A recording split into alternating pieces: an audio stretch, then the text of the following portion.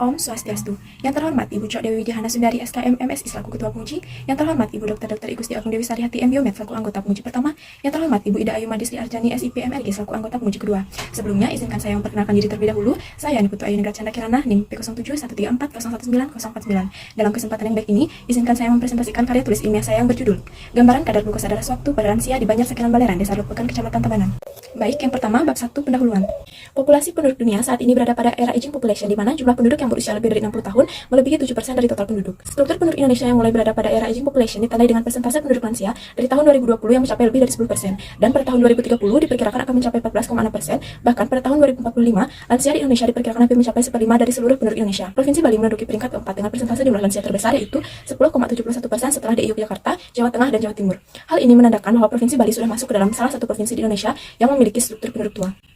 Dengan semakin meningkatnya penduduk lanjut usia, maka akan meningkatkan permasalahan kesehatan pada lanjut usia. Menurunnya kapasitas untuk berespon terhadap lingkungan internal yang berubah cenderung membuat orang usia lanjut sulit untuk memelihara kestabilan status fisikawi dan kimiawi dalam tubuh atau memelihara homeostatis. Salah satu homeostatis yang terganggu yaitu sistem pengaturan kadar glukosa darah. Terganggunya sistem pengaturan glukosa darah pada lansia mengakibatkan peningkatan glukosa darah lebih dari normal. Hal ini menyebabkan lansia berisiko terhadap terjadinya diabetes mellitus. International Diabetes Federation pada tahun 2019 memperkirakan sedikitnya terdapat 463 juta orang pada usia 20-79 tahun di dunia menderita diabetes pada tahun 2019 atau setara dengan angka prevalensi sebesar 9,3%. Dari 10 negara dengan jumlah penderita diabetes tertinggi di dunia, Indonesia menduduki peringkat ke-7 dengan jumlah penderita diabetes tertinggi sebesar 10,7 juta penderita pada tahun 2019 dan diperkirakan meningkat pada tahun 2030 sebesar 13,7 juta penderita dan 16,6 juta penderita pada tahun 2045. Riskesdas pada tahun 2018 melaporkan bahwa prevalensi diabetes mellitus berdasarkan karakteristik usia terjadi paling tinggi pada kelompok usia 55-74 tahun sebesar 19,6%. Peningkatan prevalensi DM terjadi di Provinsi Bali dari tahun 2013 hingga 2018 pada penduduk umur lebih dari 15 tahun. Berdasarkan data dari Dinas Kesehatan Kabupaten Tabanan, pada tahun 2019 terdapat 5.190 orang penderita diabetes mellitus. Banjarsekiran Balerang adalah salah satu banjar yang berada di pusat kota Tabanan. Berdasarkan studi pendahuluan yang dilakukan pada lansia di Banjarsekiran Balerang, hampir seluruh lansia di Banjarsekiran Balerang merupakan pensiunan dan jarang melakukan aktivitas fisik, mengingat lansia di perkotaan lebih pasif dibandingkan dengan lansia di pedesaan. Dari 15 lansia didapatkan 10 lansia yang tidak pernah melakukan pengecekan kadar glukosa darah dan 3 lansia yang memiliki riwayat diabetes mellitus. Berdasarkan data yang didapat dari Kepala Kewilayahan Banjarsekiran Balerang, jumlah lansia yang terdata di Banjarsekiran Balerang hingga saat ini yaitu sebanyak 304 orang. Berdasarkan latar belakang masalah tersebut, penulis tertarik ingin melakukan penelitian tentang gambaran kadar glukosa darah sewaktu pada lansia di Banjarsekiran Balerang, Desa Lupekan, Kecamatan Tabanan. Berdasarkan latar belakang masalah di atas, maka rumusan masalah dari penelitian ini yaitu bagaimanakah gambaran kadar glukosa darah sewaktu pada lansia di Banjarsekiran Balerang, Desa Lupekan, Kecamatan Tabanan. Tujuan penelitian. Tujuan umum untuk menggambarkan kadar glukosa darah sewaktu pada lansia di Banjarsekiran Balerang, Desa Lupekan, Kecamatan Tabanan.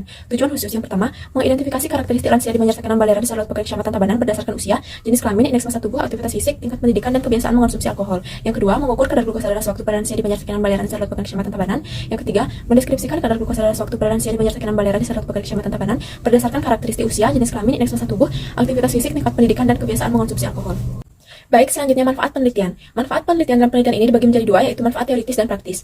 Manfaat teoritis dari penelitian ini yaitu sebagai tambahan wawasan dan referensi mengenai gambaran kadar glukosa darah sewaktu pada lansia berdasarkan karakteristik usia, jenis kelamin, indeks massa tubuh, aktivitas fisik, tingkat pendidikan, dan kebiasaan mengonsumsi alkohol. Manfaat praktis dari penelitian ini yaitu bagi peneliti meningkatkan pengetahuan dan kemampuan peneliti mengenai gambaran kadar glukosa darah sewaktu pada lansia di Banjarsekiran Balerang, Desa Lupekan, Kecamatan Tabanan. Bagi masyarakat, memberikan informasi kepada masyarakat umum khususnya lansia mengenai faktor-faktor yang dapat meningkatkan kadar glukosa darah dan pencegahan yang bisa dilakukan seperti menerapkan pola hidup sehat, melakukan aktivitas fisik secara rutin, dan tidak mengonsumsi alkohol sehingga bisa terhindar atau mengurangi risiko penyakit diabetes mellitus. Bagi pemerintah, sebagai bahan informasi bagi Dinas Kesehatan untuk upaya peningkatan derajat kesehatan masyarakat umum khususnya lansia di Banjarsekiran Balerang, Desa Lupekan, Kecamatan Tabanan. Selanjutnya bab 2 tinjauan pustaka. Terdapat 4 subbab dalam bab 2 ini yaitu lanjut usia, proses menua, glukosa darah, dan diabetes mellitus. Baik, selanjutnya bab 3 kerangka konsep. Berdasarkan gambar kerangka konsep tersebut dapat dijelaskan bahwa pada lanjut usia terjadi penurunan kapasitas fungsional yang menyebabkan lansia sulit memelihara kestabilan homeostatis. Salah satu homeostatis yang terganggu adalah sistem pengaturan glukosa darah. Terganggunya sistem pengaturan glukosa darah ini menyebabkan peningkatan glukosa darah lebih dari normal. Adapun faktor-faktor yang mempengaruhi kadar glukosa darah pada lansia yaitu usia, jenis kelamin, indeks massa tubuh, aktivitas fisik, tingkat pendidikan, dan konsumsi alkohol. Oleh karena adanya peningkatan kadar glukosa darah melebihi normal pada lansia, maka perlu dilakukan pemeriksaan kadar glukosa darah pada lansia. Salah satu pemeriksaan yang bisa dilakukan yaitu pemeriksaan kadar glukosa darah sewaktu. Hasil pemeriksaan kadar glukosa darah sewaktu selanjutnya dikategorikan menjadi 3 kategori, yaitu bukan DM apabila kadar glukosa darah kurang dari 90 mg per desiliter, belum pasti DM apabila kadar glukosa darah berkisar dari 90 sampai 199 mg per desiliter, dan DM apabila kadar glukosa darah melebihi 200 mg per desiliter. Variabel penelitian. Variabel yang diteliti dalam penelitian ini yaitu kadar glukosa darah sewaktu pada lansia, usia, jenis kelamin, indeks massa tubuh, aktivitas fisik, tingkat pendidikan, dan kebiasaan mengonsumsi alkohol. Adapun definisi operasional penelitian ini adalah sebagai berikut. Kadar glukosa darah sewaktu, definisi operasional, konsentrasi gula di dalam darah dalam satuan miligram per desiliter yang diukur sesaat tanpa memperhatikan waktu makan. Cara pengukuran dilakukan dengan alat glukometer. Skala pengukuran ordinal dengan kategori bukan DM kurang dari 90 mg per desiliter, belum pasti DM 90 sampai 199 mg per desiliter, dan DM apabila lebih dari 200 mg per desiliter. Usia. Definisi operasional lamanya waktu hidup yang dihitung dari tanggal lahir sampai sekarang. Cara pengukuran yaitu observasi melalui lembar kuesioner. Skala pengukuran ordinal dengan kategori lanjut usia 60 sampai 74 tahun, lanjut usia tua 75 sampai 89 tahun. Jenis kelamin. Definisi operasional perbedaan antara perempuan dengan laki-laki secara biologis sejak seseorang itu dilahirkan. Cara pengukuran observasi, skala pengukuran nominal, kategori perempuan dan laki-laki. Indeks massa tubuh, definisi operasional, jumlah berat badan ideal yang dihitung dari berat dan tinggi seseorang. Cara pengukuran berat badan menggunakan timbangan dan pengukuran tinggi badan menggunakan mikrotoa, kemudian angka berat badan dibagi dengan angka tinggi badan dengan satuan kilogram per meter persegi. Skala pengukuran ordinal dengan kategori kurus apabila IMT kurang dari 18,5 kg per meter persegi, kategori normal apabila IMT 18,5 sampai 25 kg per meter persegi, dan kategori gemuk apabila IMT lebih dari 25 kg per meter persegi. Aktivitas fisik, definisi operasional. Setiap gerakan tubuh yang dihasilkan oleh otot rangka yang memerlukan pengeluaran energi. Cara pengukuran, observasi melalui lembar kuesioner, kemudian lakukan scoring dan dimasukkan ke dalam kategori menurut IPAK 2005. Skala pengukuran nominal dengan kategori ringan, sedang, tinggi. Tingkat pendidikan, definisi operasional. Tahapan pendidikan yang ditetapkan berdasarkan tingkat perkembangan peserta didik, tujuan yang akan dicapai, dan kemauan yang dikembangkan. Cara pengukuran, observasi melalui lembar kuesioner. Skala pengukuran nominal dengan kategori tingkat pendidikan rendah dan tingkat pendidikan tinggi. Kebiasaan mengonsumsi alkohol, definisi operasional. Kebiasaan mengonsumsi alkohol secara berlebihan dan dilakukan secara terus-menerus. Cara pengukuran, observasi melalui lembar kuesioner. Skala pengukuran nominal dengan kategori ya dan tidak. Selanjutnya, bab 4 metode penelitian. Jenis penelitian. Jenis penelitian yang digunakan adalah jenis penelitian deskriptif kuantitatif. Penelitian deskriptif kuantitatif adalah suatu penelitian yang bertujuan menjelaskan fenomena yang ada dengan menggunakan angka-angka untuk menggambarkan karakteristik individu atau kelompok. Tempat penelitian. Tempat penelitian dilakukan di lingkungan Banjar Sakenan Balerang, Desa Lepekan, Kecamatan Tabanan. Waktu penelitian dilakukan pada bulan Februari hingga Mei 2022. Populasi penelitian. Populasi yang digunakan dalam penelitian ini sebagai subjek adalah seluruh lansia di Banjar Sakenan Balerang, Desa Lepekan, Kecamatan Tabanan yang berjumlah 304 orang. Sampel penelitian. Menurut Sugiono 2014, apabila jumlah populasi diketahui dan jumlah subjeknya besar atau lebih dari 100, maka dapat diambil antara 10% sampai dengan 15% atau 20% sampai dengan 25% atau lebih, tergantung dari kemampuan peneliti dilihat dari waktu, tenaga, dan dana. Maka besar sampel yang akan diambil yaitu sebanyak 10% dengan perhitungan jumlah populasi dikalikan persentase pengambilan sampel dan didapatkan hasil yaitu 30 orang. Kriteria sampel yang pertama yaitu kriteria inklusi, yaitu lansia yang berusia lebih dari 60 tahun dan lansia yang bersedia menjadi responden. Kemudian kriteria eksklusi yaitu lansia yang sedang dalam keadaan sakit dan lansia yang sulit diajak berkomunikasi atau mengisi kuesioner. Teknik sampling. Dalam penelitian ini menggunakan teknik random sampling dengan metode simple random sampling. Simple random sampling merupakan pengambilan anggota sampel dari populasi yang dilakukan secara acak tanpa memperhatikan strata yang ada dalam populasi itu. Jenis data. Ada dua jenis data yang digunakan, yaitu data primer dan data sekunder. Data primer berupa hasil observasi dan pengukuran kadar glukosa darah sewaktu pada lansia di Banjar Sakenan Balerang, Desa Lepekan, Kecamatan Tabanan, dan data sekunder yang dikumpulkan yaitu data jumlah penduduk lansia di Banjar Sakenan Balerang dan data kepustakaan yang diambil dari buku, artikel, e-book, dan jurnal terkait, baik secara langsung maupun melalui media elektronik. Instrumen pengumpulan data. Adapun instrumen dalam penelitian ini adalah alat, bahan, lembar wawancara, timbangan, mikrotoa, lembar inform consent, dan kamera. Metode pengumpulan data. Pengumpulan data karakteristik responden dilakukan dengan metode observasi melalui lembar kuesioner dan data kadar glukosa darah sewaktu dikumpulkan dengan melakukan pemeriksaan menggunakan alat POCT merek AcuCheck. Adapun alat dan bahan yang digunakan yaitu ada alat POCT merek AcuCheck, reagen stick glukosa, autoclick lansadevis, lansa steril, botol tempat limbah tajam, masker medis, hair cup, dan handscoon. Adapun bahan yang digunakan yaitu darah kapiler dan alkohol swab 70%. Prosedur pemeriksaan kadar glukosa darah sewaktu yang pertama, menyiapkan alat dan bahan, lalu lansa steril dipasang pada lansa devis dan atur tingkat kedalaman jarum. Selanjutnya, reagen stick glukosa dikeluarkan dari pembungkusnya dan ditutup kembali secara rapat, lalu dipasang pada alat glukometer dan alat akan tersetting secara otomatis. Kemudian, lokasi pengambilan darah dipilih, jari tengah atau jari manis, diusahakan pada daerah pinggir ujung jari, kemudian didesinfeksi dengan kapas alkohol 70% dan dibiarkan kering. Selanjutnya, bagian ujung jari yang akan ditusuk dipegang agar tidak bergerak dan sedikit ditekan agar rasa nyeri berkurang. Bagian ujung jari yang sudah didesinfeksi ditusuk dengan lansa steril. Selanjutnya, setelah darah keluar, darah diteteskan pada sonar reaksi dari reagen stick. Hasil ditunggu selama kurang lebih 10 detik, kemudian hasil akan muncul dan dicatat pada lembar hasil pengukuran. Ada beberapa tahapan dalam pengolahan data dalam penelitian ini, yaitu yang pertama ada pemeriksaan data atau editing, pengkodean atau coding, data entry, dan pembersihan data atau cleaning.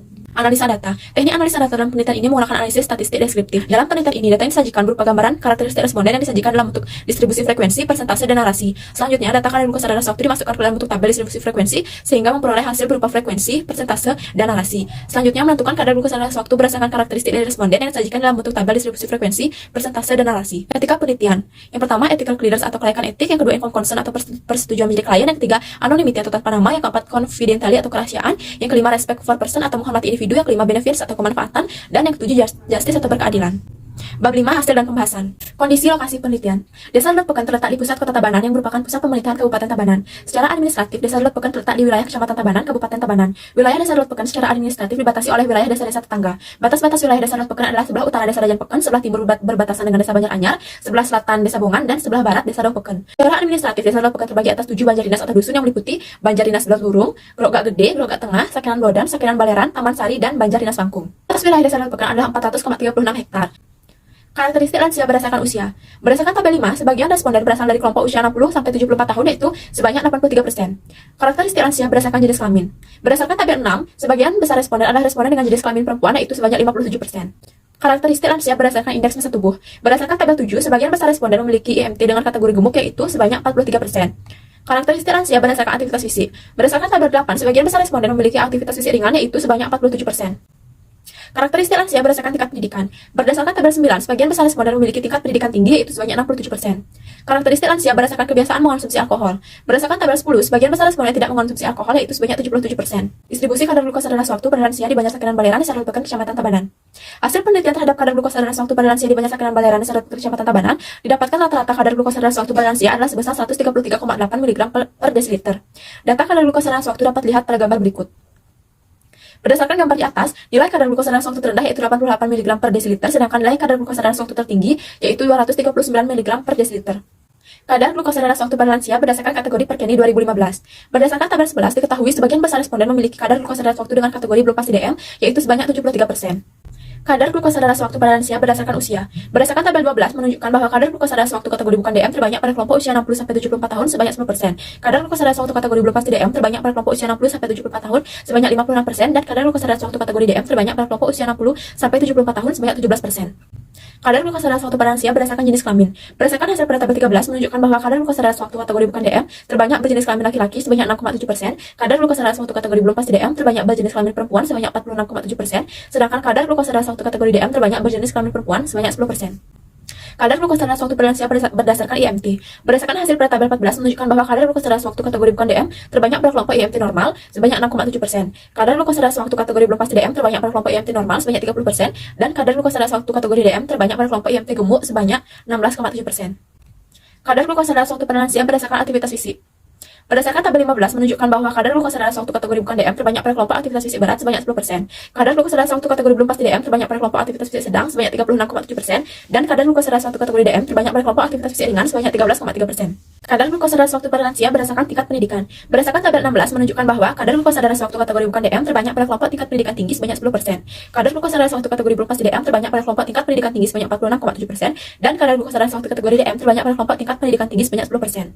Kadar glukosa darah sewaktu pada lansia berdasarkan kebiasaan mengonsumsi alkohol. Berdasarkan tabel 17 menunjukkan bahwa kadar glukosa darah sewaktu kategori bukan DM terbanyak pada kelompok mengonsumsi alkohol sebanyak 6,7%. Kadar glukosa darah sewaktu kategori belum pasti DM terbanyak pada kelompok tidak mengonsumsi alkohol sebanyak 63,3% dan kadar glukosa darah sewaktu kategori DM terbanyak pada kelompok tidak mengonsumsi alkohol sebanyak 10%.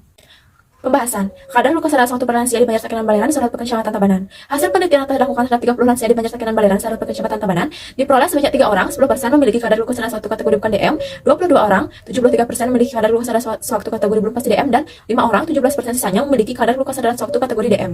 Penelitian ini sejalan dengan penelitian Putra 2019 dengan judul Gambaran Gula Darah pada Lansia di Panti Sosial Tresna Urede Warnes Raya Denpasar dan Panti Sosial Urede Santi Tabanan. Hasil penelitiannya ditemukan lansia yang masuk ke dalam kriteria diabetes sejumlah 4 orang atau 10,25%.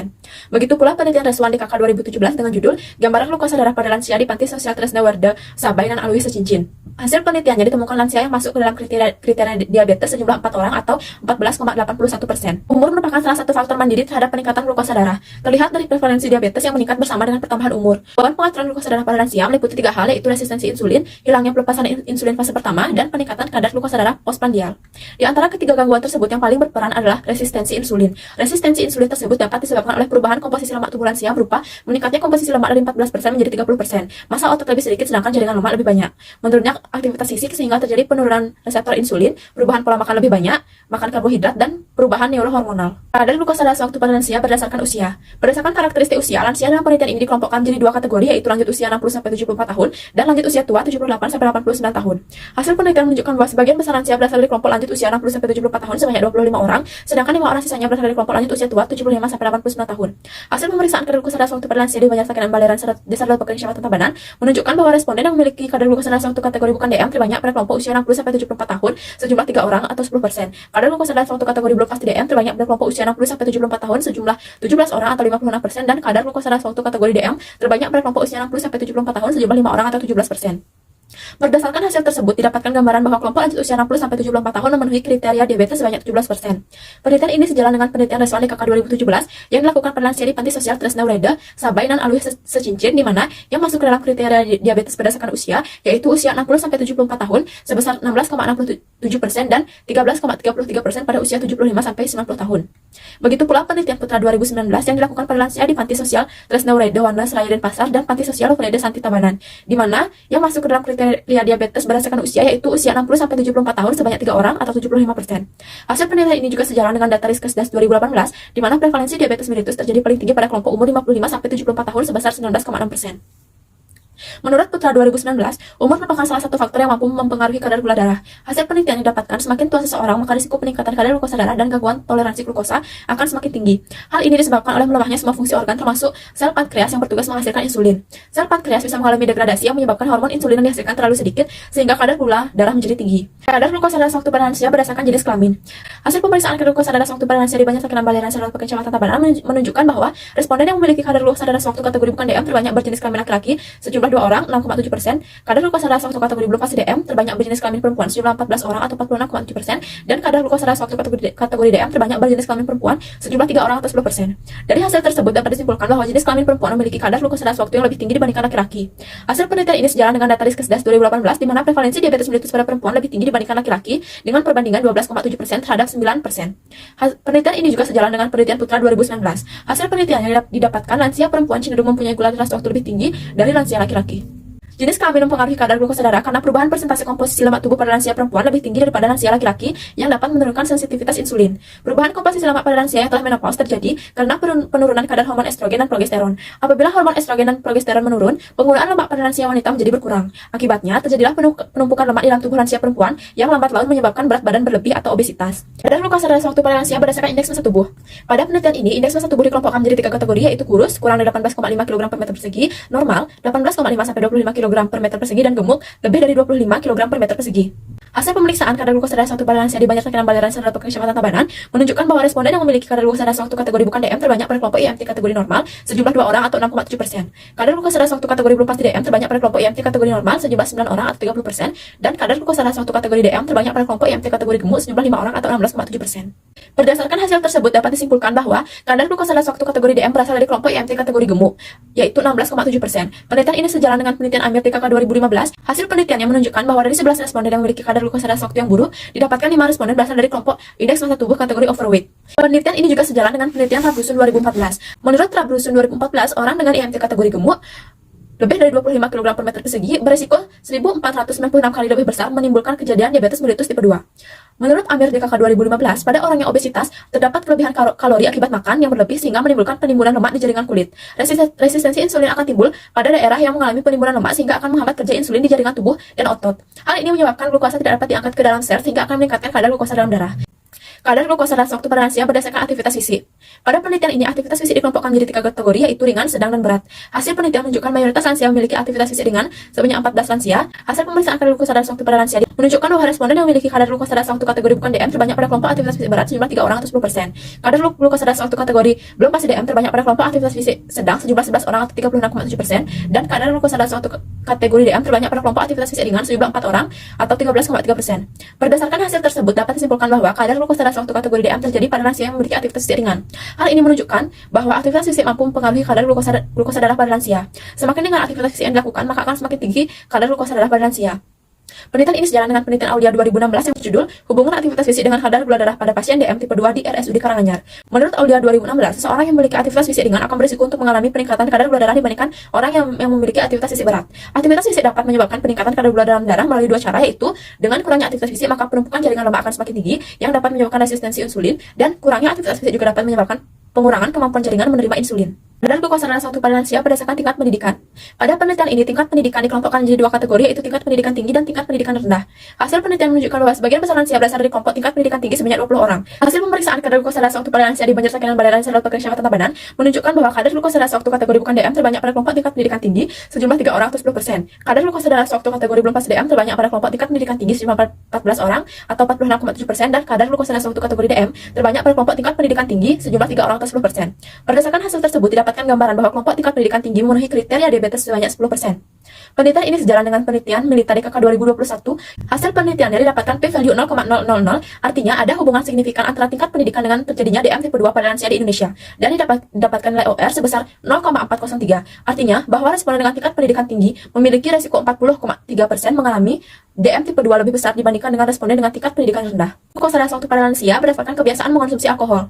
Hasil penelitian menunjukkan bahwa sebagian besar lansia tidak mengkonsumsi alkohol, sejumlah 23 orang. Hasil pemeriksaan kadar glukosa darah waktu pada lansia di Banjarsekiran Balerang Sarawak Kecamatan Tabanan menunjukkan bahwa responden yang memiliki kadar glukosa darah waktu kategori bukan DM terbanyak berasal dari kelompok mengkonsumsi alkohol sejumlah 2 orang atau 6,7%. Kadar glukosa darah waktu kategori belum pasti DM terbanyak berasal dari kelompok tidak mengkonsumsi alkohol sejumlah 19 orang atau 63,3%, dan kadar glukosa darah waktu kategori DM terbanyak berasal dari kelompok tidak mengkonsumsi alkohol sejumlah 3 orang atau 10%. Dari hasil tersebut dapat disimpulkan bahwa dalam penelitian ini kelompok yang mengkonsumsi alkohol memiliki kadar glukosa darah waktu kategori bukan DM, sedangkan kelompok yang tidak mengkonsumsi alkohol memiliki kadar glukosa darah waktu kategori DM. Menurut Tandra 2018, alkohol menghambat hati melepas gula ke darah sehingga kadar gula darah bisa turun. Menurut Joanna 2005 dalam Suryati DKK 2021, alkohol juga dapat menyebabkan terjadinya hipoglikemia karena menghambat proses gluconeogenesis. Hipoglikemia alkohol terjadi akibat dari puasa yang berkepanjangan dan konsumsi alkohol berlebih ketika cadangan glikogen hati habis dan alkohol menghambat gluconeogenesis.